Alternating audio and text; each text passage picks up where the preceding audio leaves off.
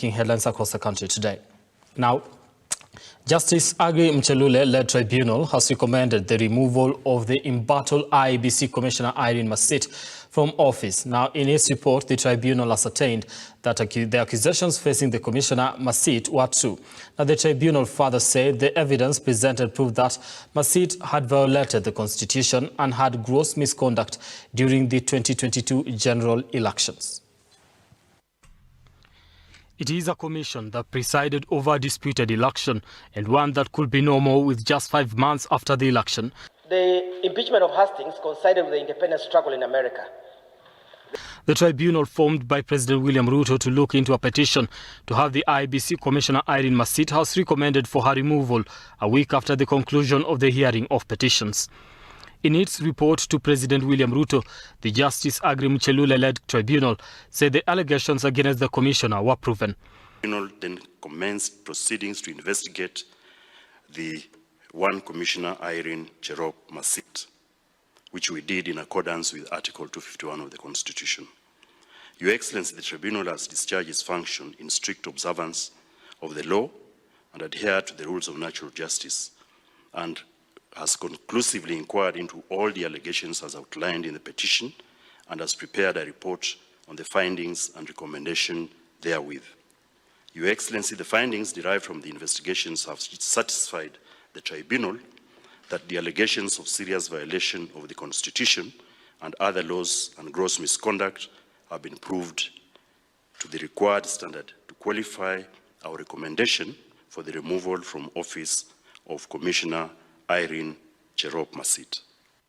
The report reads, and I quote, "Having considered all the evidence tendered, the tribunal finds that the allegations on serious violation of the Constitution and the law against Commissioner Irene Masit have been proved to the required standard."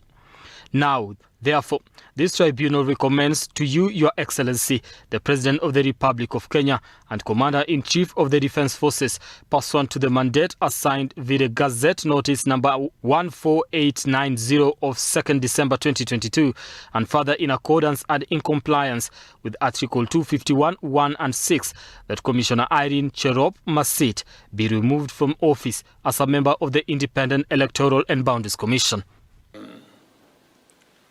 This is yet again another occasion when we celebrate our Constitution, that it makes provision for service by all Kenyans who serve in various capacities, and of course also provides for sanctions and exit for those who don't measure up or those who are not competent, and those who cannot withstand enticements of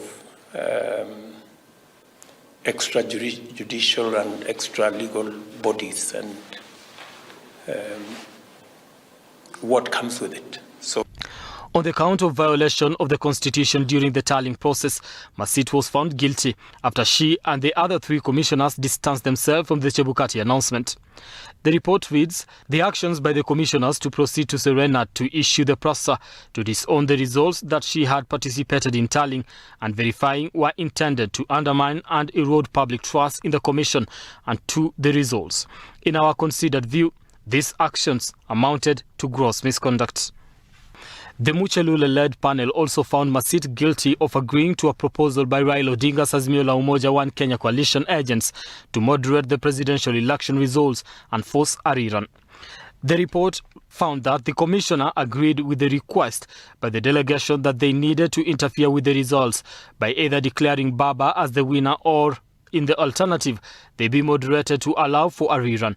They threatened that if that was not done, the country would be plunged into chaos, reads part of the report. The report continues to indicate that the actions by the Commissioner Irene Masit clearly shows that she was amenable to improper influence and that she could not be trusted to be an impartial and neutral arbiter. Once again, she was guilty of gross misconduct. The recommendation to have Masit out of office comes at a time when President William Ruto has declared vacancy in the commission, calling on people to send in their applications. The commission has no commissioner after Chebukati, Gulie and Molu finished their term of office early this year. The OPEC 4, led by former Vice Chair Juliana Cherera, Nyang'aya, Wanderi, resigned, leaving Masit to stand trial. Ruto, in a Gazette notice dated February 14th, declared 6 out of the 7 positions open, pending the hearing and determination of Masit's case, an exercise that the Azimio la Umoja One Kenya coalition has vowed not to be part of. Brian Amwai, Look Up TV, Nairobi. All right, now just a follow-up on that particular report. President William Ruto has appointed the selection panel for the recruitment of the nominees for appointment as the chairperson and members of the Independent Electoral and Boundaries Commission. Now, this is a Gazette notice that has been, released just a few minutes ago. Let me just take you through some of the names. Now, in exercise of powers conferred by Section 7A of the Independent Electoral and Boundaries Commission Act 2011, as read with paragraph 1(2) of the first schedule to the Act 1, William Samoei Ruto, President and Commander-in-Chief of the Kenya Defence Forces, appoints Bethuel Sugut, Charity S. Kisotu, Evans Misati James, Benson Njugi Njeri, Nelson Makanda, and Fatma Saman to be members of the selection panel for the recruitment of nominees for appointment as the chairperson and members of the Independent Electoral and Boundaries Commission. Now, President Ruto has actually, appointed members here who are going to sit as the panel to select who will be members of the IEBC.